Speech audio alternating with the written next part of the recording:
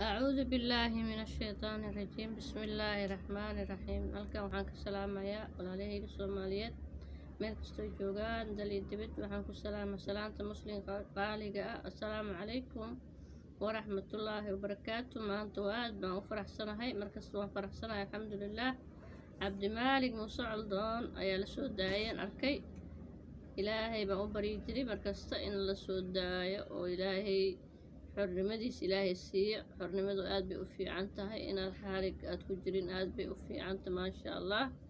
ilaahay xarig nama geliyo oo waxna xiray iyo waxaas allah naga qabto anagan dad ma xirna ilaahay muslim iyo gaalaba yani waxaan xirayna ma lahan marka waxaan leeyahay cabdimaalig hambaliyaan ku leeyahay hambali maasha allah tabaaraka allah ilaahayga kaa soo daaya mahad iyo shukri iskale ilaahay baan u mahad celinaynaa markasta waaga samafalaha adaheed yani xorta adaheed baan ku daaweyn jiray anigoon youtube lahayn oo yani daawada caadi baan iska ahaa hadda ma waxaan ahay youtuber baan ahay maasha allah marka dameerka jabaayay oo habeenkii waardiyeynaysay xilli kasta waan la socday oo dadka samafalaha aad wax u qaybin jirtay oo yani caawin jirtay oo meel kasta aad tegi jirtay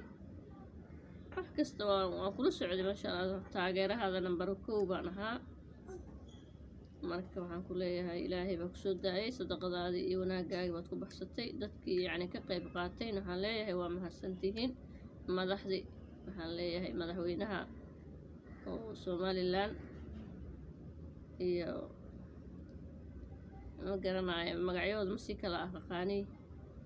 muuse biixi Soomaaliland muuse biixi waxaan leeyahay waa mahadsan tahay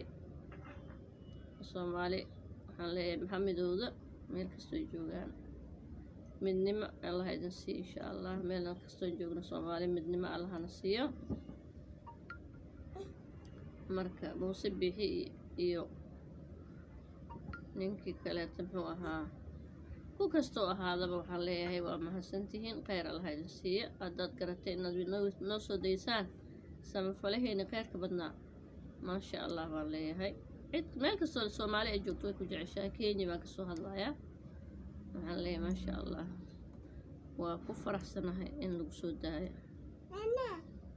marka waxaan waaye hambaliyaan ku leeyahay assalaamu calaykum waraxmatullaahi wabarakaatu